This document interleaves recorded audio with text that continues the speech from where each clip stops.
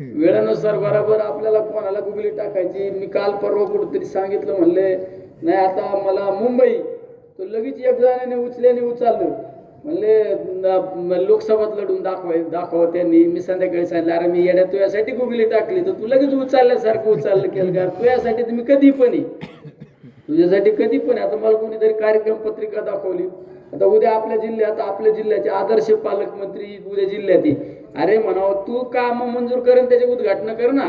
निलेश लंकेने काम केलेलं कशाला उद्घाटन करतो?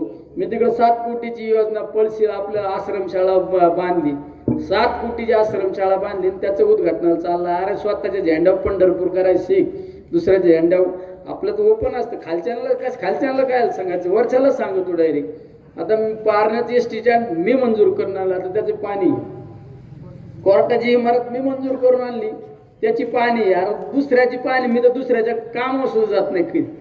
माझ्या इथंच तुम्ही कधी सांगा, मी आमदार झाल्यापासून कोणाचं खोटं उद्घाटन कधीच नाही करीत मी. ही जमत नाही आपल्याला खोटं. आपल्याला ना आपली सवय, आपल्या झेंड्यावर ना छाती काढून पंढरपूरला जायचं, मग दुसऱ्याचा झेंडा चोट्ट्या भामट्यासारखा नाही घ्यायचा मग कधी, आहे का नाही? ही तयारी आता काल उद्या आहे काहीतरी. शेवट म्हणावा तुम्ही तुमचं जरा काम मंजूर करा ना. तुमच्या राजकीय कालखंडामध्ये काय केलं? फक्त जिरवाजिरवी केली.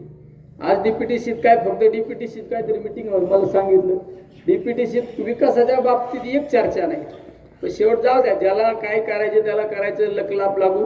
आपला तालुका आहे, आपला तालुका स्वाभिमानी तालुका आहे, असा स्वाभिमानी तालुका आपल्याला ठेवायचा.